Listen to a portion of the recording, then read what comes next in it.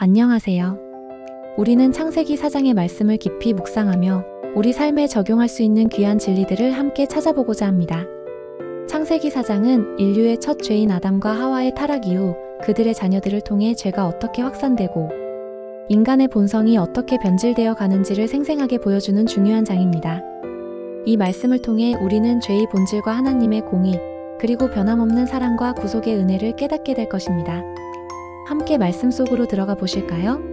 먼저 창세기 4장 1절부터 5절까지의 말씀입니다. 아담이 그의 아내 하와와 동침함에 하와가 임신하여 가인을 낳고 이르되 내가 여호와로 말미암아 득남하였다 하니라. 그가 또 가인의 아우 아벨을 낳았는데 아벨은 양치는 자였고 가인은 농사하는 자였더라. 세월이 지난 후에 가인은 땅의 소산으로 제물을 삼아 여호와께 드렸고 아벨은 자기도 양의 첫 새끼와 그 기름으로 드렸더니 여호와께서 아벨과 그의 제물은 받으셨으나 가인과 그의 제물은 받지 아니하신지라. 가인이 몹시 분하여 안색이 변하니. 이 구절은 아담과 하와에게 두 아들 가인과 아벨이 태어나는 장면으로 시작합니다. 가인은 농사를 지었고 아벨은 양을 쳤습니다. 각자 자신의 직업을 따라 하나님께 제물을 드렸는데 여기서 중요한 차이가 발생합니다. 아벨은 양의 첫 새끼와 그 기름으로 제사를 드렸고 성경은 하나님께서 아벨의 제물을 받으셨다고 기록합니다. 반면 가인은 땅의 소산으로 제물을 드렸으나 하나님께서는 그의 제물을 받지 않으셨습니다. 히브리서 11장 4절은 아벨이 믿음으로 가인보다 더 나은 제사를 드렸다고 증거합니다. 여기서 우리는 예배자의 태도와 믿음의 중요성을 깨닫게 됩니다. 하나님은 단순히 제물의 종류나 양을 보시는 것이 아니라 그 제물을 드리는 자의 마음과 믿음을 보십니다. 아벨은 최선을 다해 가장 좋은 것을 드렸고 아마도 죄에 대한 속죄의 의미를 이해하며 피의 제사를 드렸을 것입니다. 반면 가인은 형식적으로 제사를 드렸을 가능성이 큽니다.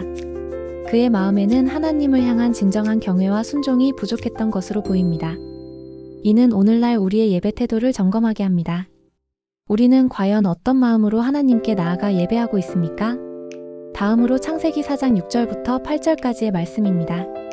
여호와께서 가인에게 이르시되 네가 분하여 함은 어찌 됨이며 안색이 변함은 어찌 됨이냐. 내가 선을 행하면 어찌 낯을 들지 못하겠느냐. 선을 행하지 아니하면 죄가 문에 엎드려 있느니라. 죄가 너를 원하나 너는 죄를 다스릴지니라. 가인이 그의 아우 아벨에게 말하고 그들이 들에 있을 때에 가인이 그의 아우 아벨을 쳐 죽이니라. 하나님께서 가인의 제사를 받지 않으시자 가인은 몹시 분노하여 안색이 변했습니다. 하나님께서는 그런 가인에게 직접 찾아오셔서 말씀하십니다. 죄를 범하기 직전 하나님께서는 가인에게 경고의 메시지를 주십니다. 네가 선을 행하면 낯을 들 수 있을 것이고 선을 행하지 않으면 죄가 너를 문 앞에서 기다리고 있을 것이라고 말씀하십니다. 그리고는 죄가 너를 원하나 너는 죄를 다스리라고 명령하십니다. 이 말씀은 우리에게 큰 통찰을 줍니다. 죄는 우리의 마음 문 앞에서 항상 웅크리고 있으며 우리를 삼키려 합니다. 하지만 하나님께서는 우리가 죄를 다스릴 수 있는 능력이 있음을 알려주십니다. 선을 행하는 선택, 하나님의 말씀을 따르는 선택을 통해 우리는 죄의 유혹을 물리칠 수 있습니다. 그러나 가인은 하나님의 경고를 무시했습니다. 그는 자신의 분노와 질투에 사로잡혀 결국 동생 아벨을 들에서 쳐 죽이는 끔찍한 죄를 저지릅니다. 이는 죄가 얼마나 무섭게 한 영혼을 지배하고 파멸로 이끌 수 있는지를 보여줍니다.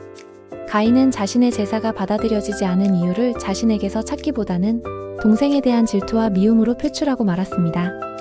이것이 바로 인간의 죄된 본성입니다.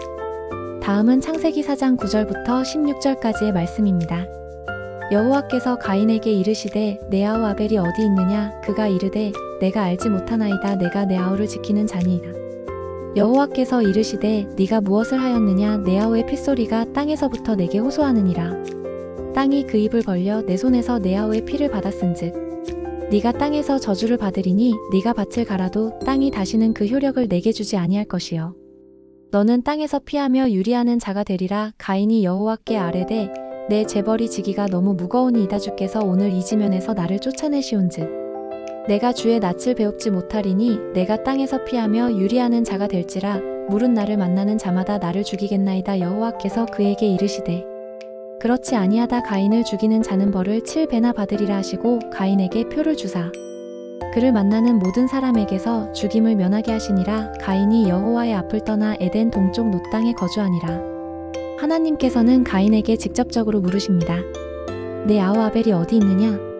가인은 거짓말로 일관하며 심지어는 내가 내 아우를 지키는 자니? 라고 대답하며 죄를 회피하려 합니다. 그러나 하나님께서는 모든 것을 아시고 아벨의 핏소리가 땅에서부터 자신에게 호소한다고 말씀하십니다. 죄는 결코 숨겨지지 않습니다. 결국 하나님께서는 가인에게 심판을 내리십니다. 땅에서 저주를 받아 더 이상 농사를 지을 수 없게 되고 땅에서 유리방황하는 자가 될 것이라고 선언하십니다. 가인은 자신의 죄벌이 너무 무겁다고 탄식하며 두려워합니다. 하지만 놀랍게도 하나님께서는 그 심판 속에서도 자비를 베푸십니다. 가인을 죽이는 자는 7배의 벌을 받을 것이라고 말씀하시며 가인에게 표를 주어 그 누구도 가인을 죽이지 못하게 보호하십니다. 이 장면은 하나님의 공의로우심과 동시에 그의 무한한 자비를 동시에 보여줍니다.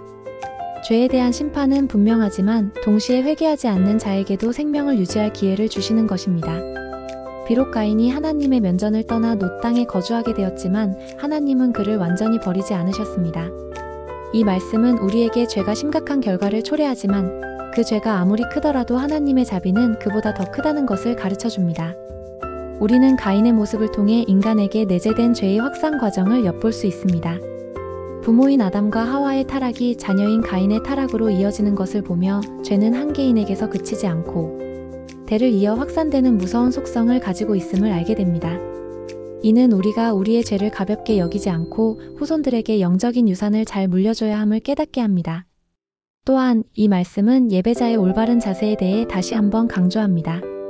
하나님께서는 제사를 드리는 자와 제물을 동일하게 보십니다. 우리가 어떤 마음과 믿음으로 하나님께 나아가는지가 예배의 본질이며 그것이 하나님께서 우리의 예배를 받으시는 기준이 됩니다. 우리의 삶의 현장에서 선을 행하지 않으면서 드리는 예배는 온전한 예배가 될 수 없습니다. 예배는 우리의 삶 전체와 연결되어 있기 때문입니다.